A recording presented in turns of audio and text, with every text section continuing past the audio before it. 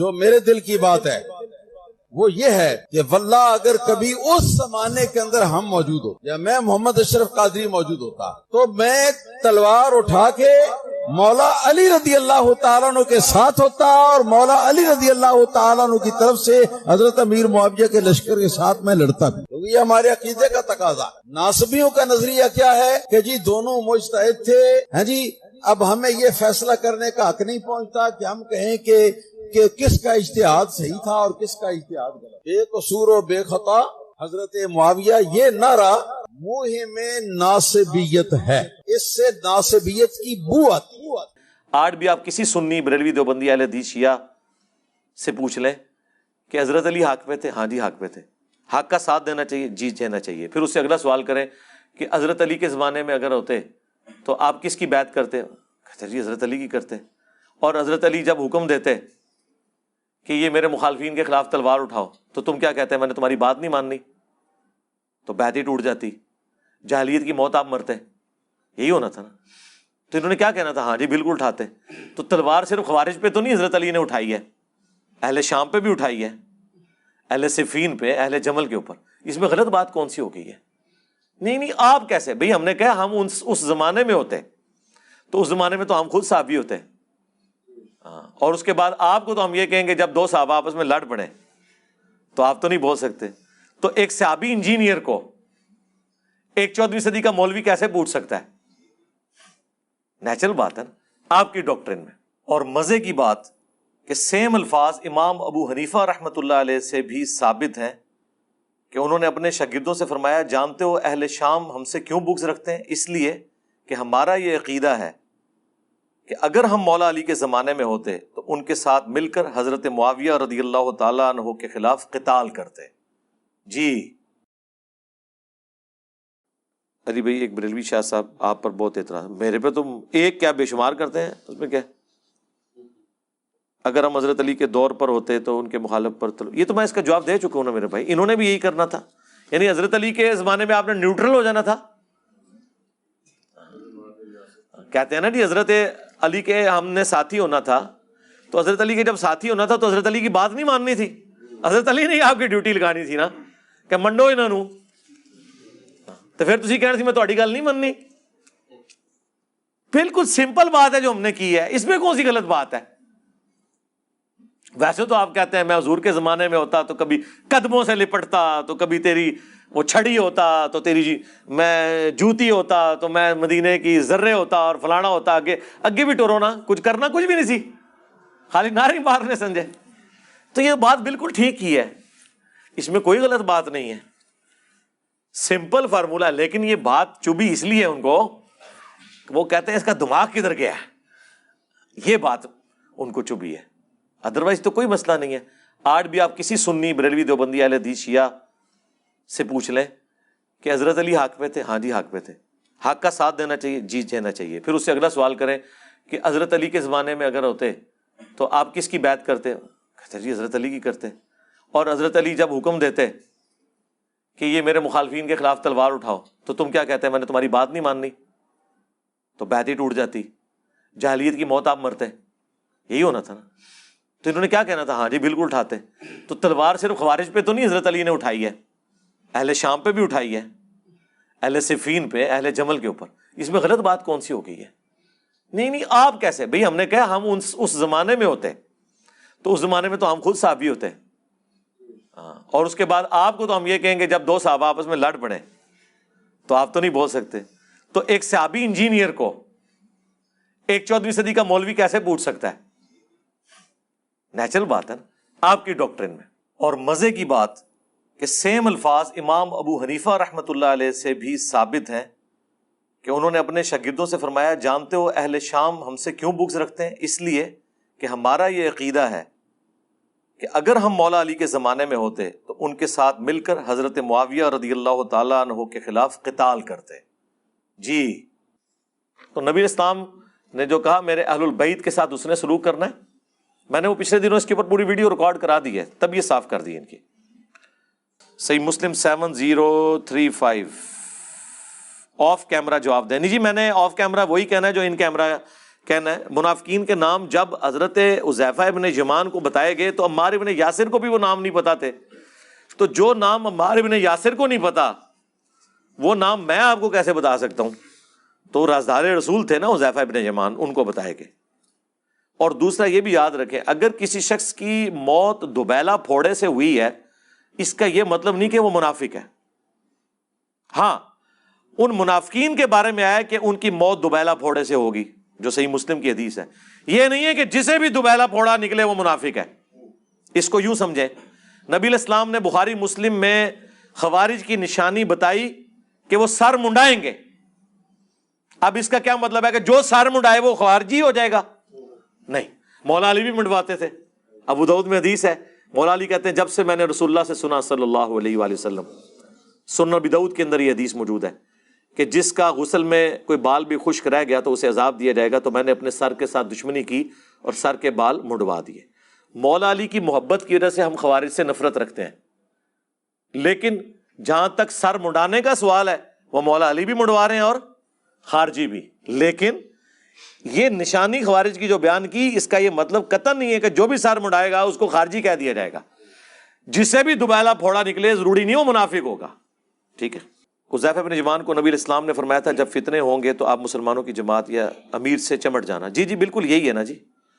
اور حضرت حذیفہ نے یہی نصیحت محمد بن حذیفہ اپنے بیٹے کو کی تھی. انہوں نے تو ساتھ یہ کہا تھا کہ جس طرف حضرت علی ہوں ان کے ساتھ ہونا. تو فتنوں کے دور میں جب امیر موجود ہو، تو بالکل جب خلفائے راشدین امیر کے طور پہ موجود تھے، ہم یہی کہتے ہیں کہ یہ حدیث اسپیسیفکلی ان کے اوپر فٹ ہوتی ہے کہ جب خلیفہ راشد موجود ہے تو انہیں اپنے 1.5 اینٹ کی مسجد یا پارٹی جتھا لادہ نہیں بنانا چاہیے تھا، مولا علی کی بیعت کرنی چاہیے تھی. اسی لیے مولا علی نے ان کے اوپر جنگیں مسلط کی، بلکہ وہ جنگیں تو حضرت علی پہ انہوں نے مسلط کی کیونکہ وجہ وہ بنے. حضرت علی نے تو قرآن کا حکم پورا کیا ہے کہ جب کوئی مسلمانوں کا گروہ بغاوت کرے تو اس کے خلاف قتال کرو. جی صحیح مسلم میں حدیث ہے جب ایک خلیفہ کی بیعت ہو جائے اور کوئی اور سر اٹھائے اسے قتل کر دو. ٹھیک ہے. اب یہ چیز یزید کے مقابلے پہ حسین پہ اس لیے نہیں لگتی کہ ہم یزید کی بیعت کو اسٹیبلش ہی نہیں مانتے. اس کی بیعت تو تلوار کے زور پہ لی گئی ہے، جبکہ حضرت علی کی بیعت کنسنسس کے ساتھ ہوئی ہے. حضرت علی کو انہی صحابہ نے خلیفہ چنا ہے جنہوں نے ابو بکر عمر عثمان کو چنا ہے. اور پھر جو بخاری میں تفصیلی حدیث ہے 3700 نمبر، جس میں حضرت عمر نے 6 رکنی کمیٹی بنائی تھی، علی، عثمان، طلحہ، زبیر، عبد الرحمن بن عوف اور سعد بن ابی وقاص، اور کہا ان میں سے ایک کو خلیفہ چن لینا. اور اس میں سے بھی حضرت زبیر نے اپنا ووٹ حضرت علی کے حق میں ڈال دیا، حضرت طلحہ نے اپنا ووٹ حضرت عثمان کے حق میں ڈال دیا، حضرت سعد بن ابی وقاص نے اپنا ووٹ حضرت عبد الرحمن بن عوف کے حق میں ڈال دیا. وہ 6 رکنی کمیٹی صحیح بخاری میں آتا ہے، پھر 3 رکنی رہ گئی. اور ان میں سے بھی عبد الرحمن بن عوف نے کہا کہ مجھے تو اس معاملے میں نہیں، میں پہلے 2 خلفاء کے ساتھ بھی وزیر تھا، تم میں سے بھی جو خلیفہ بنے میں اس کے ساتھ وزیر رہوں گا. پھر پیچھے حضرت علی عثمان رہ گئے اور عبد الرحمن بن عوف بن گئے جج. اور دونوں نے کہا کہ آپ جو فیصلہ کریں گے ہم مانیں گے. تو عبد الرحمن بن عوف رضی اللہ تعالیٰ عنہ نے کہا کہ پھر جب میں فیصلہ کروں گا پھر انکار کی گنجائش نہیں ہوگی. انہوں نے کہا ٹھیک ہے. تو انہوں نے کہا پہلے تو میں تمہیں والنٹیئرلی کہتا ہوں تم دونوں میں سے ایک خود بخود سٹیپ ڈاؤن ہو جائے تو دوسرے کو ہم خلیفہ چن لیتے ہیں. تو حضرت عثمان نے کہا کہ نہ میں ہوں گا، حضرت علی نے کہا میں بھی نہیں ہوں گا. اور یہ کوئی لالچ نہیں تھی، وہ یہ سمجھتے تھے دونوں کہ ہم مسلمانوں کی خدمت، انہوں نے اپنی کوئی ذاتیات تو نہیں کرنی تھی. یا جن کی پوری زندگی قربانیوں سے عبارت ہو انہیں کیا تکلیف ہے. حضرت یوسف علیہ السلام تو پیغمبر تھے، انہوں نے بادشاہ وقت کو کہا تھا کہ مجھے وزیر خوراک لگائیں، میں امین بھی ہوں اور اس معاملے کو بہتر طریقے سے چلا سکتا ہوں. تو آپ یہ کہیں گے حضرت یوسف لالچی تھے؟ نہیں، وہ سمجھتے تھے کہ میں اس کام کو بہتر چلا سکتا ہوں. جس طرح ہم نے سمجھا کہ ہم دین کا کام صحیح طریقے سے کر سکتے ہیں، اس کے لیے کسی مسجد میں کسی فرقہ کو جوائن کرنے کی، کسی مدرسہ بنانے کی ضرورت نہیں ہے. یوٹیوب پر ڈالیں گے، رسول اللہ کی امت انشاءاللہ سنے گی اور رسول اللہ کے ساتھ اپنا رشتہ مضبوط کرے گی صلی اللہ علیہ وآلہ وسلم. تو پھر حضرت عبد الرحمن بن عوف نے انٹرویوز لینے شروع کیے. لوگوں میں دیکھا کہ رائے عامہ کیا ہے، ڈیموکریسی، وہی بات، میجورٹی کس کے ساتھ ہے. میجورٹی کا موقف یہ تھا کہ حضرت عثمان کو خلیفہ چنا جائے. اس کی ریزن صرف ایک تھی کہ حضرت عمر کا دور بہت ڈسپلنڈ اور سخت تھا، اور حضرت علی کی طبیعت کا بھی انہیں پتا تھا کہ یہ ایک اور عمر ہم پہ مسلط ہو جائیں گے. تو انسانی طبیعت سختی تو برداشت نہیں کرتی. تو انہوں نے کہا اگر 2 بندے ہیں تو یہ سیف سائڈ ہے کہ حضرت عثمان نرم دل ہیں.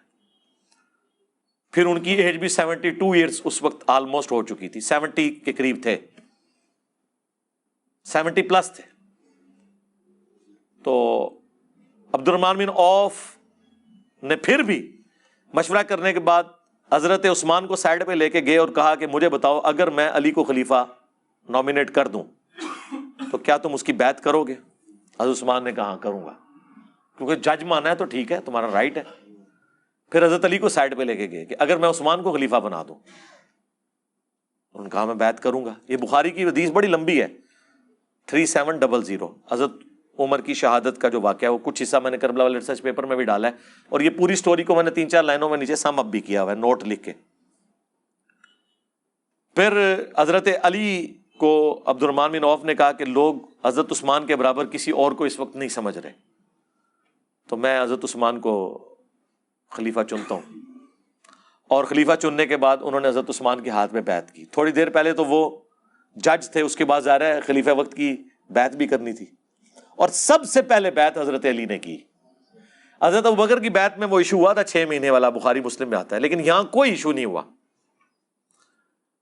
حضرت علی نے بیعت کر لی تو پھر تو ذرا.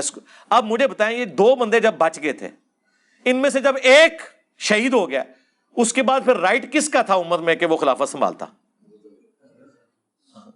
تو یہ کہنا کہ جی حضرت علی کو ان لوگوں نے خلیفہ چنا جو ان میں سے کچھ لوگ قاتلین عثمان بھی تھے, جی ایسے لوگ بھی تھے, اس لیے کہ ایک ہی بندہ تھا جس کے اوپر حضرت عثمان کے مخالفین بھی کہتے تھے کہ یہ بندہ اپرائٹ ہے, اور حضرت علی کے حامی بھی انہی کو اپرائٹ سمجھتے تھے. اس میں حضرت علی کی کون سی ایسی برائی والا معاملہ ہو گیا؟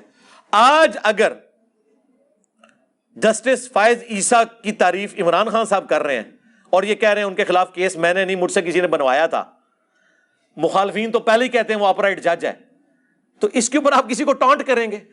تو حضرت علی کو اگر اپرائٹ ان کے حامی اس وقت مانتے تھے اور مخالفین بھی کہتے تھے کہ ہاں یہ بندہ ہے, اور اس سے بڑھ کر وہ 6 رکنی کمیٹی میں آخر میں 2 بندوں میں وہی ایک بچے ہوئے تھے, تو میرے خیال میں تو ضرورت بھی نہیں تھی مشورے کی. لیکن اس کے باوجود آپ دیکھ لیں حضرت علی کی للہیت. اور یہاں میں ایک اور پوائنٹ کلیئر کر دوں. بعض لوگوں نے کہا جی آپ نے یہ جھوٹ حضرت علی پہ باندھ دیا ہے کہ حضرت علی نے پہلے بیعت کی ہے. جھوٹ نہیں باندھا, وہ کہتے ہیں عبد الرحمن بن عوف نے پہلے کی ہے. اے جے نہ تھا دماغ, ہاں کلپ بنائے ہوئے مولویوں نے میرے خلاف, وہابیوں نے. یار مجھے بتائیں دنیا کے کس قانون میں جج پارٹی ہوتا ہے؟ جج پارٹی ہوتا ہے؟ عبد الرحمن بن عوف جج تھے. عبد الرحمن بن عوف کا حضرت عثمان کی بیعت کرنا پہلے بندے کی بیعت نہیں تھی, کیونکہ وہ تو فیصلہ سنانے والے تھے. پارٹی کون تھا؟ حضرت علی کو خلیفہ بنانے والے اور حضرت عثمان کو خلیفہ بنانے والے, یہ 2 پارٹیاں تھیں. تو سب سے پہلے بیعت پھر حضرت علی کی بنتی ہے, اور حضرت علی کا بیعت کرنا یہ میں نے اس لیے لکھا تھا کہ تاکہ کوئی غالی رافضی اعتراض نہ حضرت عثمان کی خلافت کے اوپر, کہ حضرت علی نے اس کو ایکسپٹ کیا, سب سے پہلے ایکسپٹ کیا. اب اس طرف آ جائے. اس کے باوجود کہ آپ سب سے زیادہ حقدار تھے حضرت عثمان کے بعد, اور حضرت عثمان کی بھی للہیت دیکھیں, صحیح بخاری میں آتا ہے جس سال انہوں نے آخری حج کیا جس کے بعد وہ شہید ہوئے ہیں, حضرت عثمان کی نکسیر پھوٹ پڑی تھی, صحیح بخاری میں آتا ہے, اور طبیبوں نے آپ کو کہا کہ آپ بچیں گے نہیں. تو اس وقت کئی لوگوں نے زور لگایا کہ آپ نہ اپنا خلیفہ کسی کو بنا دیں. حضرت عثمان نے کہا نہیں, یہ کام میں نہیں کروں گا. اگر حضرت عثمان کے دماغ میں کوئی فطور ہوتا نعوذ باللہ تو اس وقت کسی کو اپنی جگہ خلیفہ نامینیٹ کر سکتے تھے, انہوں نے نہیں کیا. انہیں پتا تھا کہ یار یہ تو بات غلط ہے, یہ تو ملوکیت والا معاملہ ہے. تو حضرت عثمان کی شہادت کے بعد جب حضرت علی کی بیعت ہوئی ہے تو آپ دیکھیں حضرت علی کے لیے کوئی ووٹنگ کرانے کی ضرورت ہی نہیں تھی, وہ حضرت عمر کی کمیٹی میں سے ایک بندہ بچا ہوا تھا. مجھے بتائیں حضرت عمر اگر قبر سے نکل آئے حضرت عثمان کے زمانے میں, اور انہیں بتایا جائے کہ آپ کے بعد یہ 6 رکنی کمیٹی 2 میں رہ گئی تھی, ان میں سے یہ تیسرا ہے, تو وہ کہیں گے چوتھا تو پھر یہی ہونا چاہیے, اور تو کوئی نہیں بچا, کیونکہ وہ 3 تو پہلے ہی دستبردار ہو چکے ہیں. لیکن پھر بھی حضرت علی مسجد نبوی میں آئے. حضرت علی جیسی بیعت کسی خلیفہ کی نہیں ہوئی ہے, بند کمروں میں نہیں ہوئی بیعت. چند لوگوں نے نہیں چنا. حضرت علی نے مسجد نبوی میں آگے خطبہ دیا, انہوں نے کہا یہ خلافت کا بوجھ میرے اوپر ڈال رہے ہیں, یعنی میری زبان میں آپ سمجھیں کہ کام تے وگاڑ بیٹھے نے بنو امیہ دے گورنر, ان میرے گاٹے فٹ کر لگے جے. میں اس حق میں نہیں ہوں کہ اس بار کو اٹھاؤں, تم طلحہ زبیر ان میں سے کسی کو خلیفہ چن لو, کیونکہ عبد الرحمن بن عوف تو فوت ہو چکے تھے حضرت عثمان کے دور میں. سعد ابن ابی وقاص ویسے کوئی انٹرسٹ نہیں رکھتے تھے, وہی ایک اس کمیٹی میں سے تھے, یا سعید ابن زید تھے, ان کو تو حضرت عمر نے بھی کمیٹی میں شامل نہیں کیا عشرہ مبشرہ میں سے, کیونکہ وہ بہنوئی تھے حضرت عمر کے. ان میں سے کسی ایک کو خلیفہ چن لو, میں تینوں خلفاء کے ساتھ وزیر رہا ہوں, میں اس کے ساتھ بھی وزیر رہوں گا. لوگوں نے کہا نہیں حضرت, خود حضرت طلحہ زبیر یہ کہہ رہے ہیں کہ آپ کے لیول کا اس وقت کوئی ہے نہیں ہے کہ جو امت کو سنبھال سکے, کیونکہ جو مخالفین ہیں نا حضرت عثمان کے, وہ بھی آپ کے علاوہ کسی کے اوپر راضی نہیں ہوں گے.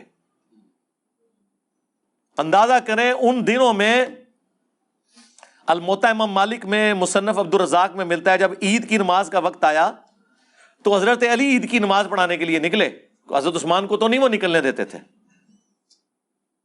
مسجد میں بھی انہوں نے قبضہ کیا ہوا تھا.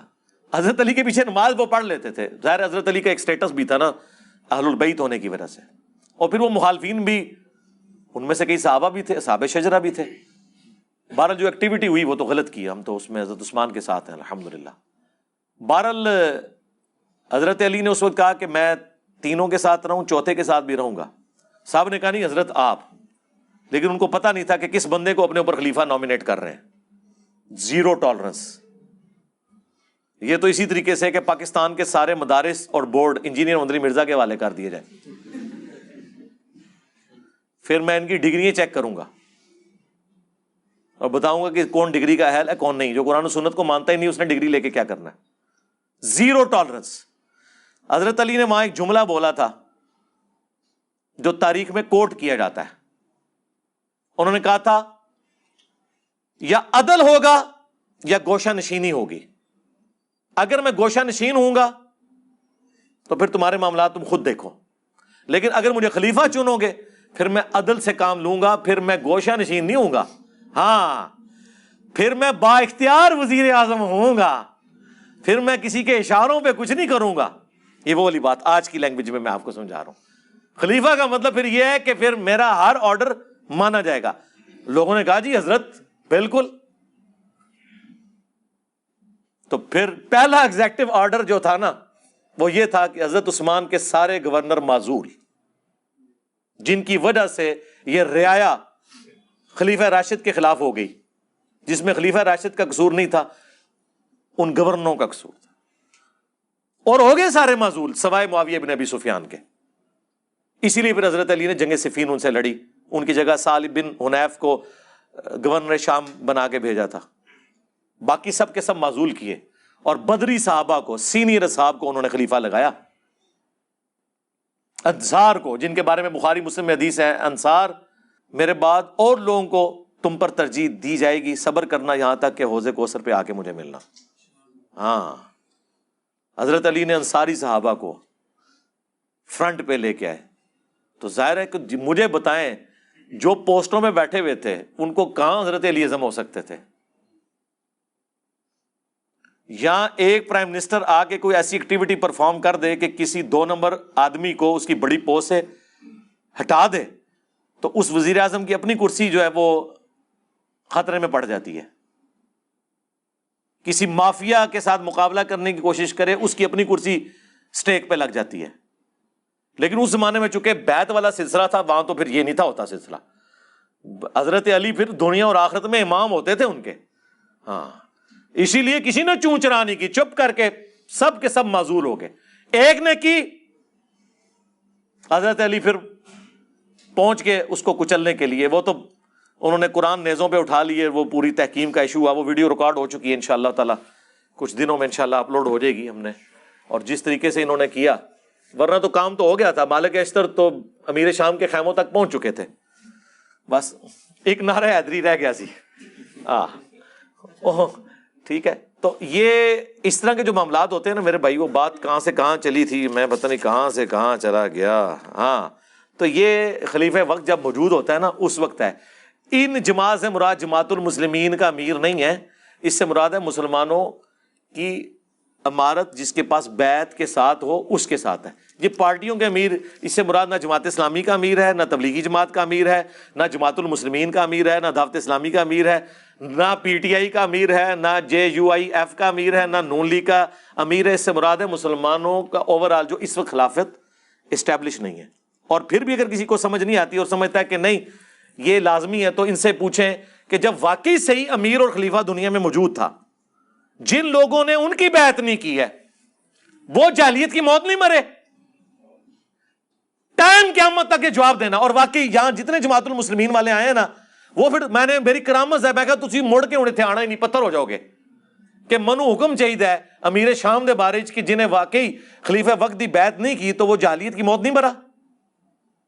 اور اگر وہ نہیں مرے نا اوریجنل خلیفہ کی بیعت نہ کر کے، تو تہاڈے جعلی خلیفہ، تہاڈے جعلی امیر، انہوں نے نہ مان کے اسی کوئی جاہلیت کی موت نہیں پہ مردے، جنہوں نے اوریجنل نو نہیں منیا۔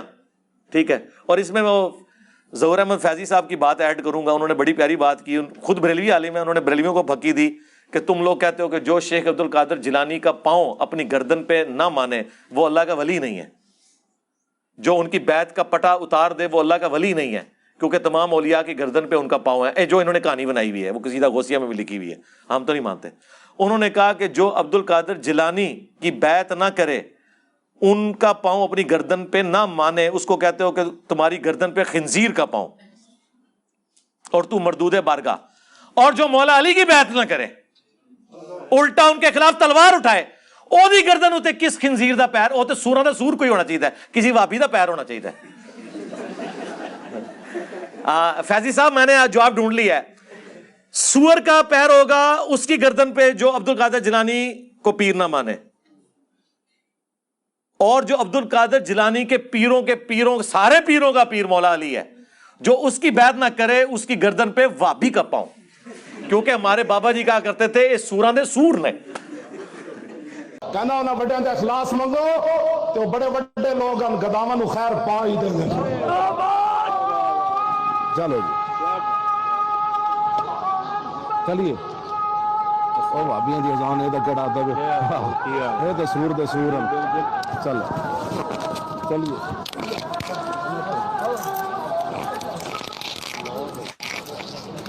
دیکھیں ہم الحمدللہ ٹائم ملنے پہ، دیکھیں جب مسئلہ کوئی قرآن میں حدیث میں موجود نہ ہو پھر بزرگوں کے اقوال سے اخذ کرنا چاہیے نا۔ ہاں تو کوئی قرآن حدیث مجھے نہیں ملی تھی تو میں نے پھر خادم رضوی صاحب کے فرامین سے لیا کہ ہاں سور سے کوئی بڑی چیز چاہیے تھی، تو نہیں مانتے یار۔ ایک تسبیح میں پرویا ہوا جو ہے وہ ایک اتحاد بن چکا ہوا ہے۔ ہمارے مطالبات آپ کے سامنے ہیں، ہم آپ کو بارہا یہ کہہ چکے ہیں کہ اہل حدیث دیوبندی اور بریلوی اتحاد ایک تسبیح کی طرح ہو چکا ہے، ایک قوت اور طاقت بن چکا ہے۔ تو تسبیح بھی جڑا وڈے والا دانا سی نا، ظاہر باقی تو چھوٹے چھوٹے نے نا، سب سے بڑا بریلوی اوڑا تھلے مراب ہوتا ہے نا، یہ بریلوی نے، ہاں باقی تو بیچارے چھوٹے چھوٹے دانے نے، بلکہ وہ 33 کے بعد ایک جو دانا آتا ہے نا چھوٹا سا، وہ وابی نے، ٹھیک ہے، وہ تو ہے ہی تھوڑے نے نا۔ تو ایک تسبیح میں پرویا ہوا۔ چلیے بھائی ایک اس پہ کلیریفائی مزید کر دیں، آپ نے ڈیٹیل بتائی نا، جو حضرت عبد الرحمن بن عوف رضی اللہ عنہ کے جج بننے کا آپ نے بتایا نا سر، اس میں ایک روایت پیش کی جاتی ہے کہ حضرت عبد الرحمن بن عوف رضی اللہ عنہ نے بطور جج فرمایا کہ آپ دونوں میں سے یہ شرط ہوگی کہ آپ سیرت شیخین پہ چلیں گے، سنت شیخین پہ۔ تو حضرت مولا علی علیہ السلام نے فرمایا کہ میں صرف سنت رسول پہ چلوں گا۔ یہ صرف ایسی مطلب ایک ہوائی روایت ہے یا کوئی حدیث ہے؟ بخاری میں تو الفاظ موجود نہیں ہیں لیکن باقی کتابوں میں ہے ایسی بات، تو یہ کوئی غلط بات تو انہوں نے نہیں کی تھی۔ سیرت شیخین پہ چلنا تو ضروری نہیں تھا نا، سیرت شیخین پہ چلتے تو اجے تمتوں پہ بندی لگا دیتے۔ تو حضرت علی کا کہنا یہ تھا کہ میں اس چیز کا پابند نہیں ہوں کہ اگر انہوں نے کوئی اپنے زمانے میں ایسے ڈیسیژن کیے تو میں انہیں کنٹینیو کروں۔ یہ بات تو آپ حضرت ابو بکر عمر کے سامنے بھی رکھیں تو وہ بھی یہی کہیں گے، انہوں نے کب کہا کہ آپ نے ہماری سیرت پہ عمل کرنا ہے، ٹھیک ہے۔ یہ تو میرے جیسا ایک بندہ جو گناہگار آدمی ہے، آپ مجھے آگے کہنا کہ جی میں نے آپ کے اوپر نہیں چلنا، میں نے قرآن و حدیث کے مطابق چلنا ہے، تو مجھے تو برا نہیں ماننا چاہیے، قرآن و سنت کو لے کے چلنا ہے نا۔ تو یہ ریزن نہیں تھی جو وہ لوگ کہتے ہیں نا کہ وہ حضرت علی چونکہ ایک تھوڑے ہارڈ لائنر تھے، تو اس وجہ سے لوگ ڈرتے تھے کہ جی شاید کچھ اور ہی نہ ہو جائے مسئلہ. اگر یہی مسئلہ ہوتا تو چوتھے خلیفہ بھی نہ ان کو لوگ مننے دیتے. یہ وجہ نہیں تھی. وجہ وہی تھی جو میں نے آپ کو بتائی ہے.